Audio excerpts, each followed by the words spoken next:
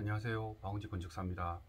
아, 저번 마지막 영상을 찍은 이후로 조금 제가 좀 오랜만에 영상을 다시 찍는 것 같습니다. 이게, 아, 제가 이제 그, 여유 시간에 이렇게 찍다 보니까 이게 조금, 좀 시간이 안 맞으면 영상을 못 찍어버리고 그러다 보니까 이렇게 좀 미뤄지다 보니까, 좀, 그 시간이 좀 많이 지난 것 같습니다.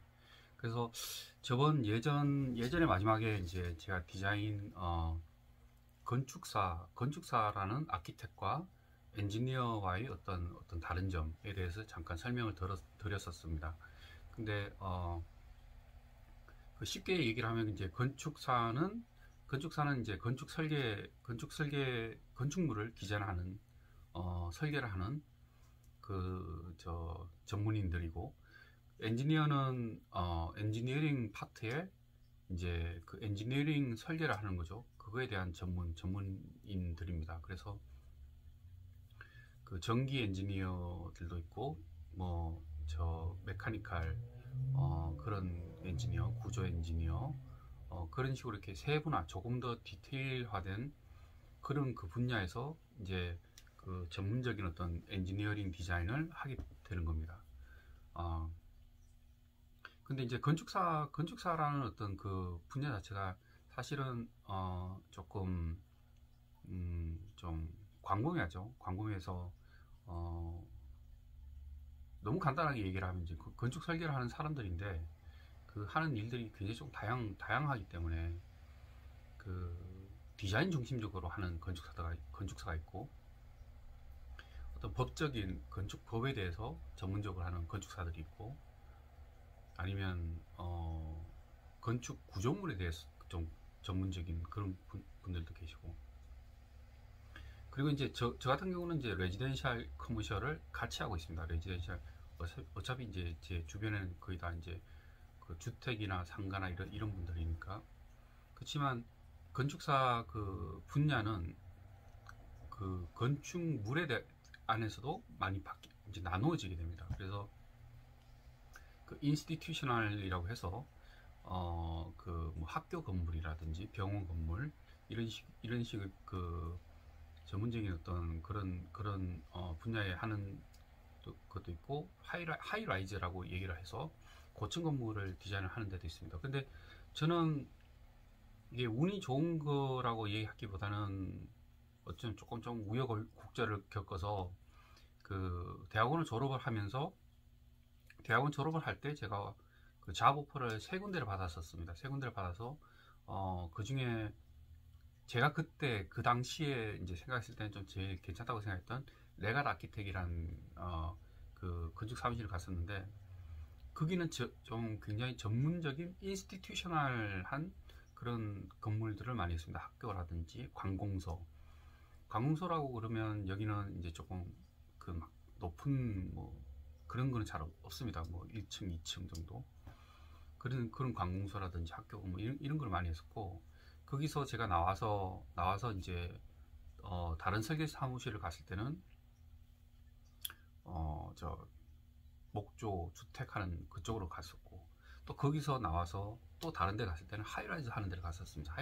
근데 이게 제가 이 점핑을 많이 했었는데, 근데 하이라이즈를 가서 결과론적으로는 제가 그 목조 주택을 하면서 그 주택 레이아웃을 접했기 때문에, 하이라이즈도 결국은 그 하이라이즈 안에 그 콘도미니엄 안에 주택이기 때문에 그거에 대한 어떤 그 전체적인 레이아웃을 알았던 거고, 그리고 하이라이즈 자체가 두 개로 보통 많이 설계를 하게 됩니다. 그래서 철근 콘크리트로 쭉 올리는 경우가 있고, 철근 콘크리트를 이제 코어로 해가지고 코어를 이제 철골로 이제 올라가는 그런 경우가 있는데, 그 제가 담당했던 34층짜리 콘도미니엄은 순수 철근 콘크리트 구조물이었습니다. 그래서 이 철근 콘크리트는 이 대한민국, 우리 한국이 굉장히 많이 하죠. 뭐 많이 하는 게 아니고 거의 뭐 이거는 RC라고 하죠. 레인포레스트 콘크리트라고 해서 이 콘크리트 구조물은 한국 너무너무 많습니다. 그래서 제가 그 한국에서 이제 건축 설계 사무실을 5년 정도 다녔었는데, 그때 그 접했던, 그때는 그 모든 게 콘크리트였죠. 그 콘크리트 그 경험이 있으니까 하이라이즈에 갔을 때도 학교에서 배운 거는 어떤 학교에서 배운 거고, 실질적으로 이제 접했던 어떤 구조물에 대한 어떤 그런 거라든지 세심 디테일이라든지 이런 거는 그 경험이 없는 다른 외국 친구들은 잘 못하는 거죠. 그래서 저는 그거를 이제 뭐 해왔던 거기 때문에 이제 바로 이제 쉽게 했었습니다. 그래서 저는 그 34층 콘크리트 고층 건물이죠. 고층 건물을 프로젝트 아키텍으로 제가 담당을 해서 그게 이제 거의 다 지어질 때 제가 시카고에서 뉴욕으로 이제 왔습니다. 그래서 그때는 제가 그 34층을 하면서 97층 초고층 빌딩도 이제 저희 그 설계 사무실에서 했었는데, 그 초고층 빌딩은 그때 담당하는 프로젝트 아키텍이 3명이 붙었습니다. 34층은 이제 저 혼자 이제 했었는데, 97층은 3명이 붙어서 이제 층을 나눠서 뭐 밑에는 이제 상가들이 이제 배분되고 무슨 그런 어떤 편의시설이죠. 편의시설이고, 중간층 같은 경우는 이제 뭐 호텔이고, 이제 상층 같은 경우는 이게 바뀌었습니다. 이게 그 중간층, 상층 해서 나눠서 이제 호텔, 이제 콘도 해가지고 그걸 또 아키텍트 두 명이 이제 나눠가지고 이제 했었는데, 그 빌딩에 이제 저는 미국은 레지덴셜 쪽에 들어가는, 레지덴셜뿐만 아니라 뭐 상가나 뭐 모든 것이 다 똑같지만 이 핸디캡 법규를 굉장히 잘 따라야 됩니다. 그래서 핸디캡이 들어갈 수 있는 크기, 핸디캡이 터닝되는 공간, 그리고 근데 그렇게 쉽게 생각하면 그 정도 치수를 이제 맞춰서 하면 되겠구나라고 생각하지만, 이제 실제 설계를 들어가게 되면 그게 어느 정도 이제 자세하게 이제 우리가 설계를 해야 되냐면, 그 그랩바라고 하죠. 그랩바 이렇게 잡는 그 높이라든지, 그리고 그 벽에서 그게 그 그랩바가 나오는 그런 어떤 디스턴스라든지, 거기서부터 해서 뭐 화장실에 있으면 이제 화장지의 어떤 높이라든지, 그리고 어디 카운터에 갔을 때 내가 카운터에서 사람한테 뭐를 얘기를 하고 주고받을 때 그 간격이라든지, 그리고 이제 턱이라고 그러거든요. 이제 우리가 이제 슬로우이라고 해서 이제 보통 한국에서 이제 경사로에 대해서만 핸디캡에 대해서 얘기를 많이 하지만, 미국은 조그만 문턱도 핸디캡 그 조항을 따라줘야 됩니다. 그래서 그 조그만 문턱이 이제 얼마만큼 높아지느냐 낮아지느냐에 따라서 슬로프도 달라지고, 그래서 그것도 해야 되고, 이제 뭐 이제 호텔이나 주택, 그러니까 아니죠, 아파트죠. 호텔이나 아파트 같은 경우는 이제 샤워 시설, 뭐 베스트업 이런 거는 이제 샤워 시설에서 그 컨트롤하는 거죠. 물 나오는 그것도 위치, 간격, 거리, 뭐 이런 하여간 어떤 그런 세분화된 어떤 그 ADA 조항이라고 얘기를 하는데, 그걸 다 따라줘야 됩니다. 그걸 다 따라줘야 되고, 그리고 이제 전체 건물에 대해서 전부 다 그걸 적용을 할 필요는 없습니다. 그래서 전체 건물에 대해서 몇 %는 이제 그걸 적용을 해야 되는데, 그걸 또 세분화 또 나눴어요. 그래서 fully 이제 적용하는 게 있고, 이제 어느 정도 이제 에버리지로 이제 적용하는 거 있고, 아니 그걸 아예 무시하는 해서 디자인하는. 그래서 그 자체가 디자인이 다 되어 있지만 이제 큰 설계 사무실은 자체 내에서 소화를 하는 것보다 다른데 컨설팅을 맡게 됩니다. 그래서 다른 전문인한테 그걸 맡기게 됩니다. 그래서 만약 법규면 우리가 법규 리뷰를 하게 되지만, 정말 법규만 일을 하는 사무실이 있습니다. 그러면 그 사무실에서 맡겨서 이제 도면을 리뷰를 시켜버리는 거죠.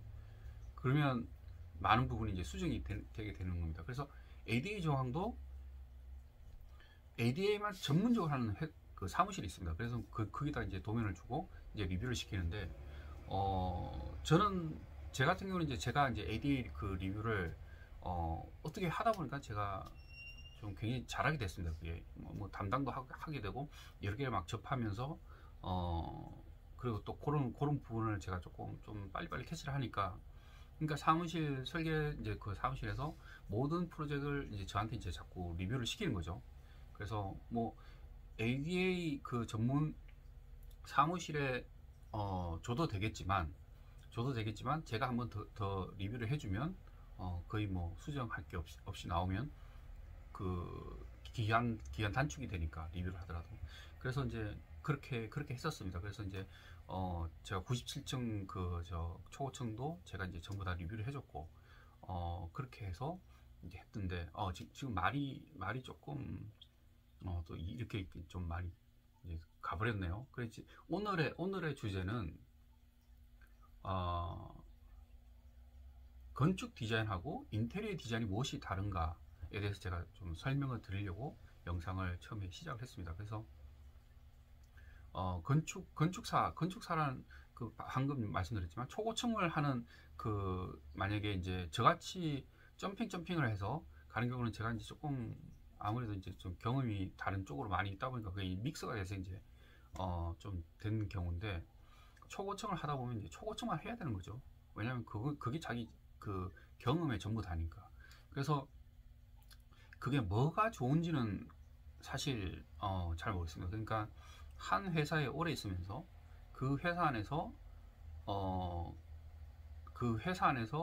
그거를 자기 그 경험을 다 하는 것이 좋은지, 아니면 다른 설계 사무실을 옮기면서 경험을 하는 것이 좋은지, 그 두 개에 대해서는 제가 어디가 딱 좋다라고 이제 말씀드리기는 좀 힘든 것 같습니다. 그래서 어느 한 회사에서 오래 있다 보면 당연히 그 회사의 그 시스템이나 어떤 설계 스타일이라든지 모든 걸 알게 되는 겁니다. 그 뭐 10년 이상씩 이렇게 있다 보면.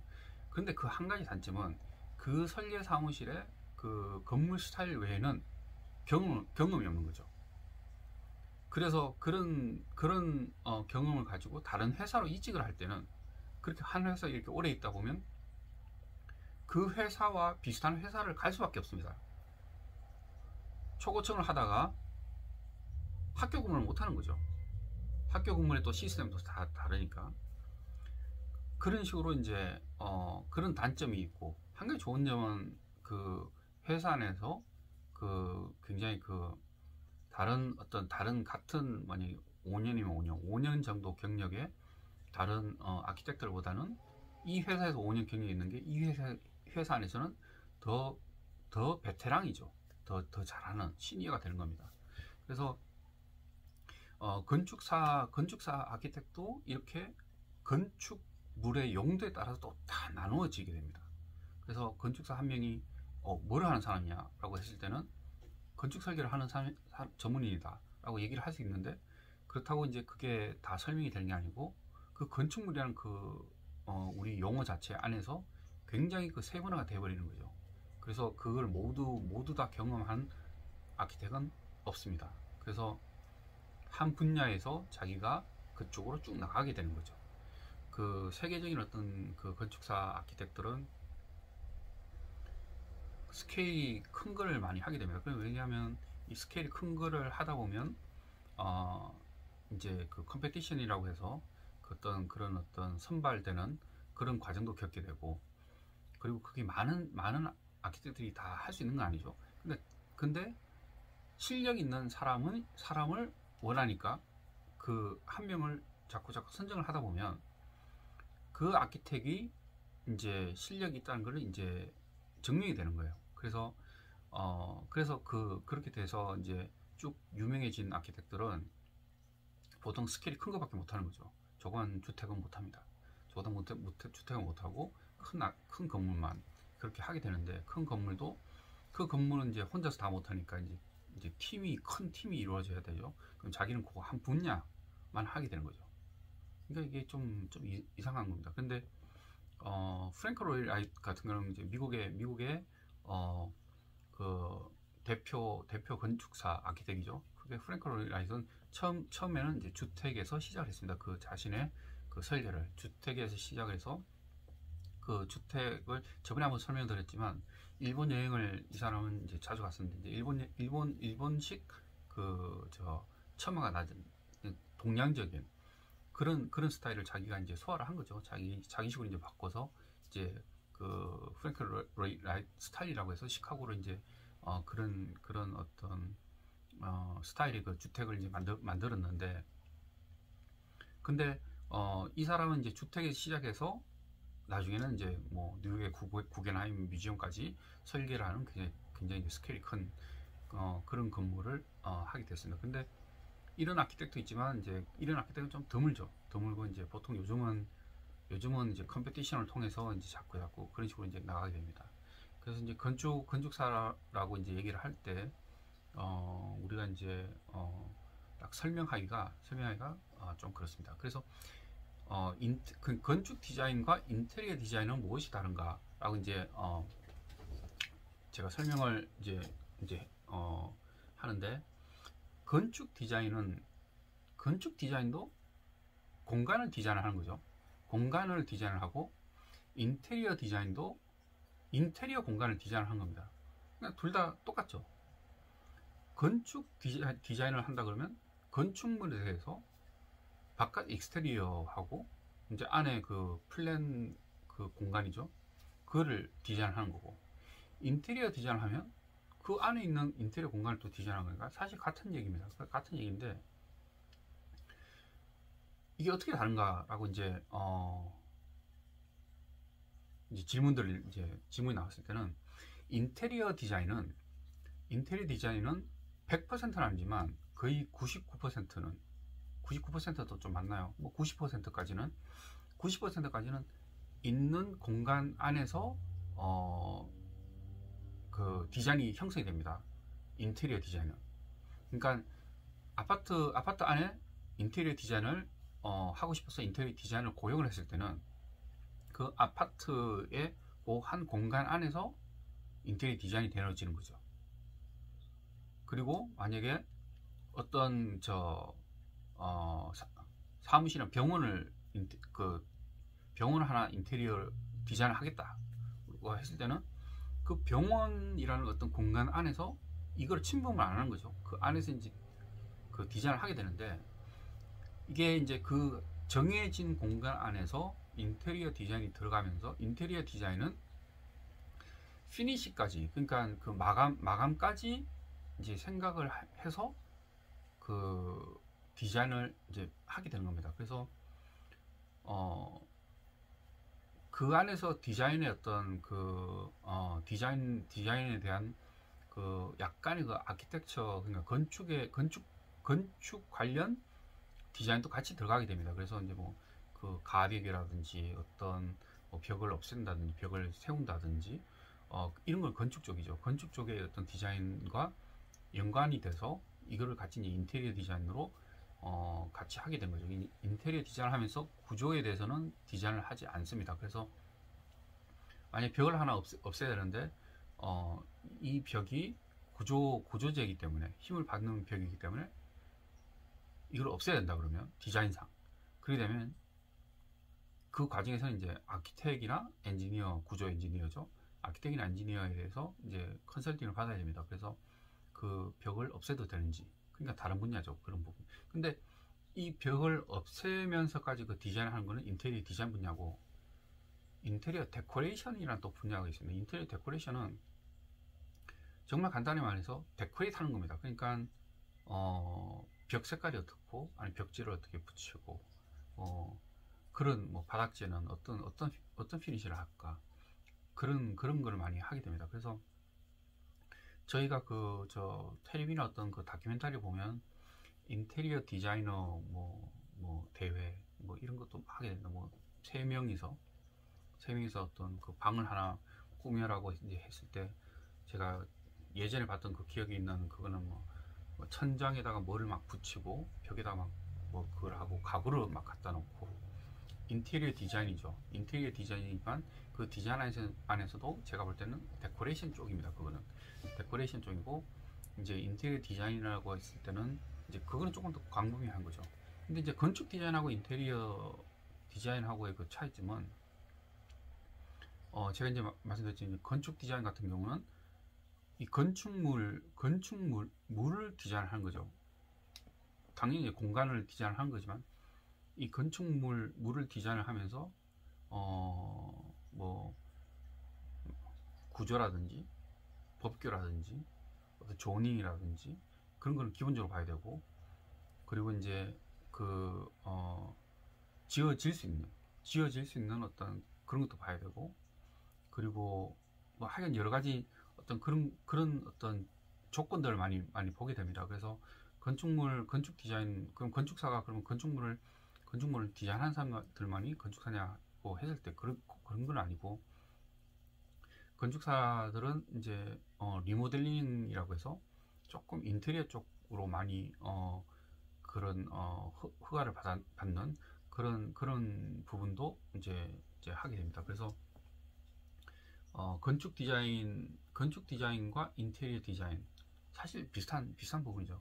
제가 이제 꽤 오래전에 한국에서는 인테리어 학과가 없었습니다. 그때는 그 인테리어 학과가 없었고 건축학과만 이제 건축공학과였죠. 그때는 건축공학과만 있었는데 인테리어 학과가 어느 날 갑자기 생겼어요. 어느 날 갑자기 제 기억으로는. 그래서 이제 제가 들은 얘기는 이제 인테리어 학과는 생겼는데 교수를 이제 형성을 해야 되잖아요. 학교에서는, 대학에서는. 그러니까 이제 건축과 나온 사람, 미대 나온 사람, 그리고 무슨 산업 디자인 뭐 이런 쪽에 나온 사람, 이렇게 이제 그 구성을 이제 그때는 했다고 그러더라고요. 그러니까 왜냐면 인테리어 학과를 나온 사람이 없었으니까, 그 당시는 이제 처음 만드는 거니까. 그만큼 인테리어라는 부분은 건축하고 굉장히 많은 이제 연관이 되어 있습니다. 근데 그 안에서, 건축 안에서도 어느 한 부분이죠. 어느 한 부분에 대한 어떤 지식을 배우게 되는 겁니다. 그 어느 한 부분에 대한 지식이란 거는 어떤 실내니까 실내 공간에 대해서 실내 공간의 어떤 구조물에 대한 어떤 이해. 그러니까 만약에 이제 벽이 하나 올라가면 이 벽 두께가 얼마 정도 되느냐, 그냥 모르죠. 그러니까 이 벽 안에 이제 뭐가 이제 들어가느냐, 그런 거 이제 배우게 되는 거죠. 그리고 이제 그 실내가 이제 그 형성이 되면 그 색깔은 어떻게 이제 칠하게 되느냐, 마감을 하게 되느냐, 이런 부분까지 이제 하게 되는 겁니다. 그러면 이제 반대로 이제 만약에 건축사가 인테리어 디자인을 하게 되면 어떤 게 좋은가, 뭐 나쁜 점도 있겠지만 어떤 게 좋은가라고 이제 물었을 때는, 인테리어 디자이너들이 인테리어 디자인을 했을 때 하고 비교를 하면, 만약에 건축사가 인테리어 디자인을 할 줄 모르는, 그러니까 거기에 이제 관심이 없었다든지, 아니면 거기에 어떤 배운 어떤 과정이 없었다든지, 그랬던 건축사들은 이제 아예 하질 않겠죠, 인테리어 디자인을. 근데 인테리어 디자인 그거에 이제 어느 정도의 어떤 그거를 경험을 가지고 있는, 아니 그런 건축사라면, 그럼 만약에 둘을 비교를 했을 때 당연히 지어질 수 있는 인테리어 디자인을 할 수 있는 거죠. 이 건축사는 그걸 뭐 이렇게 비하라든지 인테리어 디자이너를 그런 건 아니고, 인테리어 디자인을 했을 때 아까 말씀드렸던 벽을 하나 없애야 되면 이게 구조물로 없애야 되는지 아닌지는 그 컨설팅 과정을 거쳐야 됩니다. 그런데 그 컨설팅 과정을 거치면서 바로바로 그 다음날 바로바로 이제 해결이 되는 게 아니고, 이게 또 시간이 가는 거고, 그렇게 되는 거고, 아까 이제 말씀드렸던 뭐 ADA 조항 같은 그런 거, 만약에 이제 어떤 레스토랑이나 어떤 그런 공간을 이제 했는데 문 크기를 작게 만들었다든지, 아니면 그 통로가 작아서 지나가지 못한다든지, 그랬을 때는 이제 공사하다가 뭐 바꿔야 하는 그런 경우도 생길 수가 있고. 그래서 그 만약에 건축사가 인테리어 디자인을 같이 할 수 있다면 당연히 그건 플러스 요인이 될 수 있습니다. 그래서 반대로 이제 인테리어 디자이너가 건축 디자인을 같이 한다면 그건 또 거기에 대한 플러스 요인이 되겠죠. 그래서 그런 식으로 하게 되는 겁니다. 근데 건축 디자인을 하는 건축 디자이너도 있습니다. 인테리어 디자이너처럼 건축 디자이너도 있습니다. 건축 디자이너하고 우리 같이 이제 건축 설계하는 건축사하고 어떤 또 차이가 있느냐, 그거에 대한 설명은, 건축 디자이너는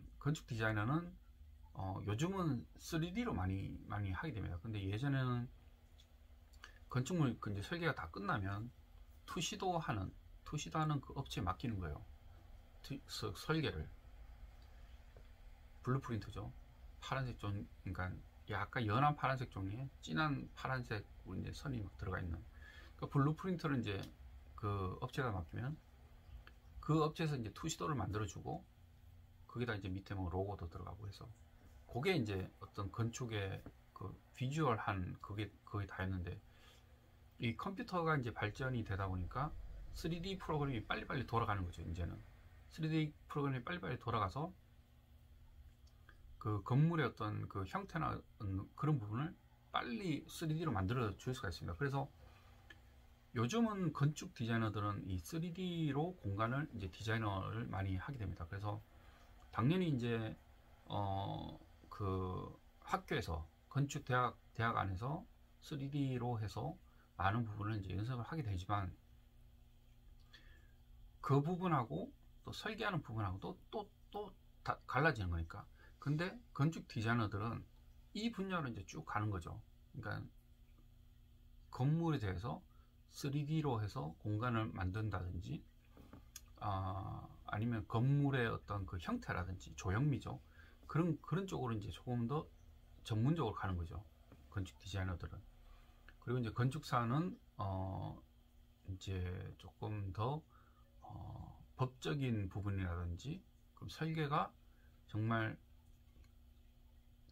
되어질 수 있는 그런 설계, 지어질 수 있는 설계를 할 수 있게끔 만들어주는 그런 분야로 가게 됩니다. 그래서 건축 그 디자이너하고 건축사하고는 이렇게 바뀝니다. 근데 조금 이제 마지막으로 이제 조금 재밌는 부분을 제가 말씀드리고 싶은 게,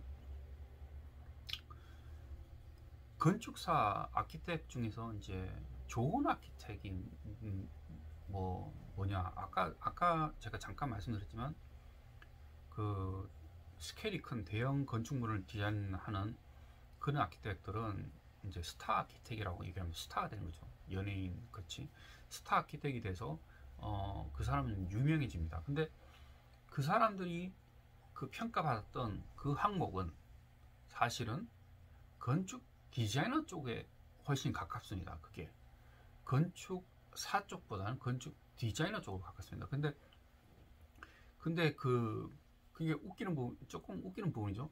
건축사를 평가를 할 때 그 평가되는 기준은 많지만, 우리가 이제 많이 아는